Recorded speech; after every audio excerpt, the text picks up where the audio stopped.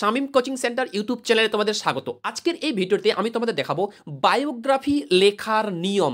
পরীক্ষায় তোমাদের biography common আসুক বা না আসুক, বায়োগ্রাফি কমন পড়ুক বা না পড়ুক, হুবহুব এই নিয়মটি লিখে দিয়ে আসবে। এটি কিন্তু বায়োগ্রাফি লেখার একটা ফরম্যাট বা ছক বলতে পারো।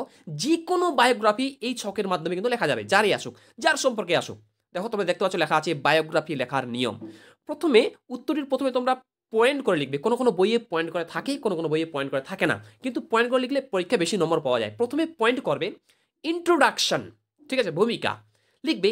In this world most people live by their age, full stop, but few people live by their contribution. এই কন্ট্রিবিউশনে বাংলা মানে অবদান, এটা লেখা লেখা আছে এখানে, ফুল স্টপ।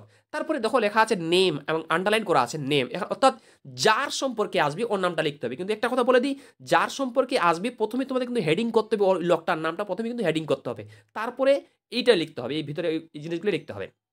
নেম লিখবে যার সম্পর্কে আসবে, অর্থাৎ এখানে হেডিংয়ে যার নাম থাকবে এখানে ওই নামটা থাকবে নেম। নেম লেখার পর তখন লিখবে belongs to the second century, full stop. আবার ওই ব্যক্তির নামটা লিখবে, নাম লেখা আছে দেখো, is a legendary figure in Indian history, বাইস, এটা কিন্তু ইন্ট্রোডাকশন। তারপরে পয়েন্ট করবে 2 নাম্বার বার্থ, জন্ম। জন্ম সম্পর্কে এই বাক্যটা, এই সেন্টেন্সগুলো লিখবে।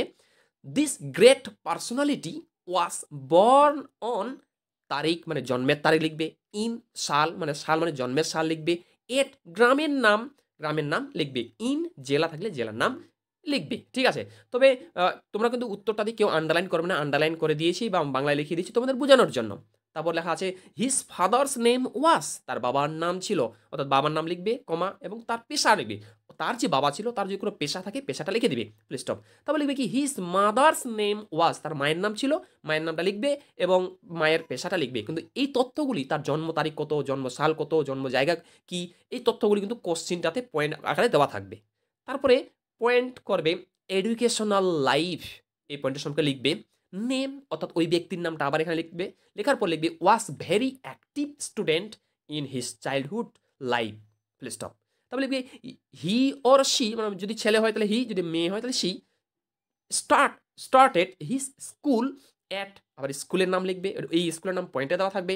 ইন সাল, সালটা লিখবে, full stop. He passed his BA or M A from college or ইউনিভার্সিটির নাম, অর্থাৎ সে বিএ বা এম এ কোন কলেজ থেকে পাস করেছে ওই কলেজটার নাম বা ইউনিভার্সিটির নাম লিখতে হবে, এবং কত সালে পাস করেছে ইন দিয়ে সালটা লিখতে হবে। এবার এই কলেজের নাম, ইউনিভার্সিটির নাম বা সালটা কিন্তু পয়েন্টে দেওয়া থাকবে, ঠিক আছে, ফুল স্টপ। তারপর লিখবে কি he look he took his, এবার ডিগ্রির নাম, সে আর কোন কোন ডিগ্রি অর্জন করেছিল, সে কোন কোন ডিগ্রি পেয়েছিল, ডিগ্রি নাম লিখে লিখবে ডিগ্রি স্থানের নাম, ওই ডিগ্রিটা সে কোন জায়গায় পেয়েছিল, লেখার পর লিখবে ওই তথ্য, সমস্ত তথ্য পয়েন্টে পাবে, ইন দিয়ে সালটা দেবে।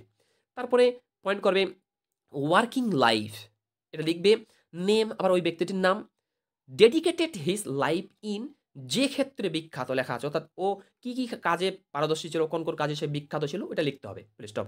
হি রট, মানে তিনি লিখেছিলেন, বা ইনভেন্টেড, তিনি আবিষ্কার করেছিলেন, এটা কিন্তু লিখতেই হবে, দুটার মধ্যে একটা লিখতে হবে।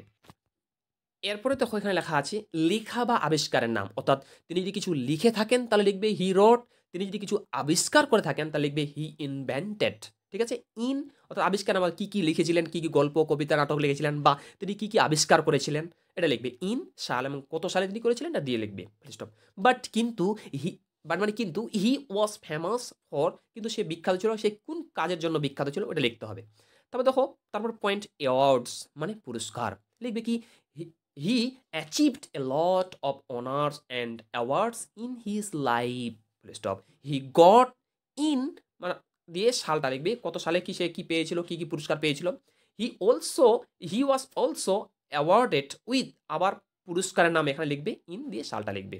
তারপর দেখো শেষের পয়েন্ট ডেথ, মৃত্যু, ঠিক আছে। লিখবে কি this great soul passed away on, অর্থাৎ মৃত্যুর তারিখ দিবে, ইন সাল কত সালে মারা গিয়েছিল, এট স্থান জায়গার নাম দিবে। Though he was no more but he is alive with us by his contribution. এই হয়ে গেলো প্রশ্নের উত্তরটি। এবার পরীক্ষায় কিন্তু এই সমস্ত তথ্য কিন্তু দেওয়াই থাকবে, ওই অনুযায়ী কিন্তু তোমাদের পরীক্ষায় লিখতে হবে। এখন তোমরা যদি কেউ মনে করো যে আমি হচ্ছে পয়েন্টগুলো লিখবো না, যেমন দেখতে পাচ্ছ কালো করে লেখা আছে ইন্ট্রোডাকশন, এই ইন্ট্রোডাকশন কথাটা না লিখে তোমরা যদি ওই ইন্ট্রোডাকশনের মধ্যে থাকা যে নীল কালারে যে লেখা আছে ওইটা যদি পর প্যারাগ্রাফের মধ্যে লিখো তবুও হবে।